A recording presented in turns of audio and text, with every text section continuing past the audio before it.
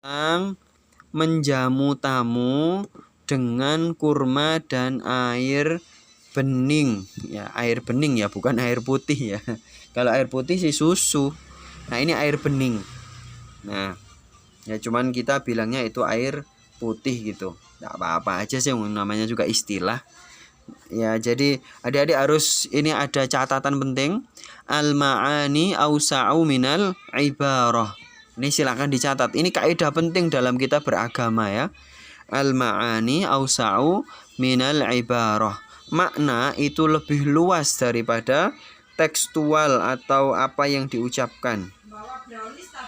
Ya, itu al-ma'ani awsa'u minal ibarah. Itu nanti adik-adik jadi kalau memahami hadis, memahami Al-Qur'an itu jangan merasa oh saya cukup belajar dari kamus selesai gitu. Enggak seremeh itu belajar agama ya. Nah, termasuk di sini al-musalsalu bi dhiyafati 'alal aswadaini. Hadis musalsal tentang menjamu tamu dengan dua yang berwarna hitam. Nah, adik-adik, apa itu dua yang berwarna hitam? Bla bla bla bla bla, sanadnya panjang. Kemudian ujungnya adalah telah menjamuku ayahku Al-Imam Ali bin Abi Thalib. Jadi Sayyidina Husain ini meriwayatkan hadis dari bapaknya sendiri Ali bin Abi Thalib. Yaitu ayahku menjamuku dengan al-aswadaini, dua yang berwarna hitam. Apa itu? At-tamru wal ma'u. At-tamru wal ma'a. Ya, karena di sini adalah ini ada huruf jernya ya, alal aswadaini at-tamri. Oh, ya bisa dibaca at-tamru wal ma'u atau at-tamri wal ma'i ya. Bisa seperti itu. Nah, apa itu dua yang hitam? Yaitu kurma dan air. Oh, Ustaz, ini kok aneh hadisnya, apa enggak salah? Enggak salah. At-tamru itu kan banyak yang berwarna hitam kan, yaitu kurma ajwa. Itu kan rata-rata berwarna hitam. Nah, dan kalau air kok bisa diistilahkan berwarna hitam, kenapa? Ini benar adik-adik, jadi hadisnya enggak keliru. Jadi Rasulullah dan Sayyidina Ali bin Abi Thalib dan banyak ulama secara turun-temurun sampai hari ini menyebut kurma dan air itu sebagai aswadaini, dua hal yang berwarna hitam. Ya, dua hal yang berwarna hitam. Loh, kenapa kok air kok disebut hitam padahal faktanya air kan berwarna bening, tidak berwarna. Nah, di sini adik-adik harus tahu bahwa tadi kan Ustadz bilang al-ibratu bagaimana tadi? Al-ma'ani awsa'u minal ibarah. Makna itu lebih luas daripada ucapan atau statement. Nah, ketika adik-adik bilang misalnya saya habis dikunjungi saya habis dikunjungi ulama gitu, misalnya saya habis dikunjungi ulama gitu ya. Nah, apakah yang datang itu hanya ulama doang? Ya, bisa jadi sama sopirnya, bisa jadi sama asistennya, bisa jadi sama para jamaahnya gitu kan. Tapi kan kita bilang yang berkunjung adalah ulama tertentu yang kita kenal, atau kita dikunjungi artis atau siapa gitu. Tapi kan kita menyebutnya itu padahal yang datang banyak orang gitu kan. Nah, sama seperti itu aswada ini itu adalah kurma dan air. Jadi air itu disebut hitam ya cuman buat memudahkan sebutan aja gitu ya. Jadi jangan menuntut ya air kok warnanya hitam gimana sih? Enggak, ya itu hanya istilah saja. Jadi cara ngomongnya orang Arab itu adalah menyebut yang paling gampang gitu. Jadi yang paling gampang kurma itu warnanya hitam, ya air ya dia ikut-ikutan aja gitu loh. Gampangannya begitu. Jadi nggak usah dipermasalahkan ya soal bahasa itu ya. Dan itu sudah tradisi, setiap daerah itu ada bahasanya sendiri-sendiri. Sama kayak ini ada yang dari Makassar nggak? Yang dari Makassar itu ya misalnya kalau bilang kamu itu adalah kita. Kalau bilang mobil itu adalah kereta. Ya nggak, sama kayak istrinya Ustadz Billy itu katanya dulu yang namanya yang namanya semua motor itu namanya Honda. Iya enggak? Semua motor itu namanya Honda. Katanya istrinya Ustadz itu. Ya. Ya, itu hanya menyebut karena zaman dulu yang banyak ya motor Honda. Ya, atau adik-adik bilangnya itu ini apa? Adik-adik tahu Binder? Binder itu bukan barang loh, itu merek loh ya. Binder, tahu ya Binder ya? Nah, itu ya. Sama seperti itu. Nah, oke lanjutnya ya adik-adik. Nah, waqala man adhafa mu'minan faka'annama.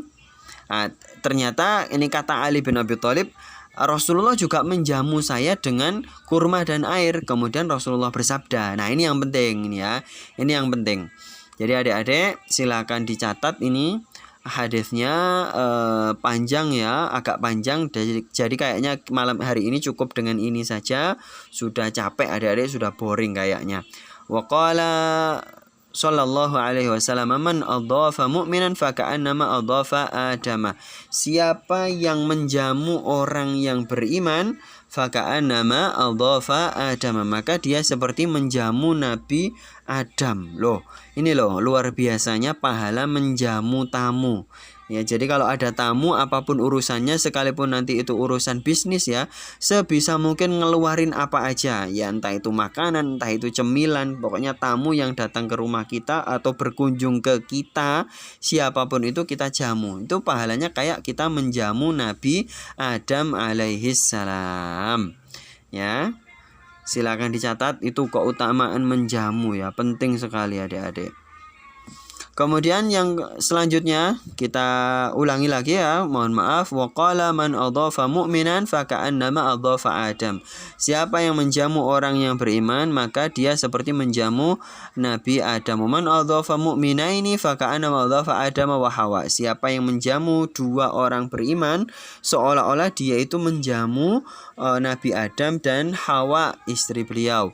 Wa man adhafa thalathatan faka'annama adhafa Jibril wa Mikail wa Israfil. Siapa yang menjamu tiga orang beriman, maka dia seperti menjamu malaikat Jibril, malaikat Mikail dan malaikat Israfil.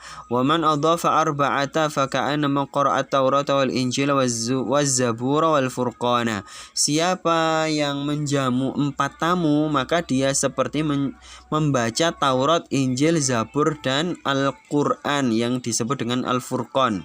Ya, wa man adhafa khamsata faka'annama shallas shalawatil khamsi fi jama'atin min awal yaumi khalaqallahu al-khalqa ila yaumil qiyamah. Jadi siapa yang menjamu 5 orang tamu, maka dia seperti melakukan sholat 5 waktu berjamaah sejak Allah menciptakan makhluk pada hari pertama sampai dengan kiamat. Loh, ini loh luar biasanya. Nah, adik-adik jangan begini dulu loh. Kok kayaknya hadisnya overdosis deh. Kok berlebihan gitu, kok jadi ingat hadis-hadis tentang keutamaan terawih. Adik-adik bentar lagi Ramadan ya. Adik-adik ayo bentar lagi Ramadan. Biasanya itu kalau Ramadan banyak bertebaran hadis palsu tentang keutamaan terawih ya. Terawih hari pertama pahalanya begini, terawih hari sampai hari ke-30 itu ada hadisnya. Itu hadis palsu lah adik-adik, mohon maaf, karena Rasulullah nggak pernah melakukan sholat tarawih sebanyak 30 hari gitu ya. Jadi itu diantara alasannya ya. Tapi kalau misalkan ada yang menemukan sanad yang bagus untuk riwayat tersebut ya silahkan gitu. Tapi kita ambil intinya saja bahwa hadis kalau kayaknya berlebihan itu biasanya itu hadis dhaif, biasanya sekali lagi.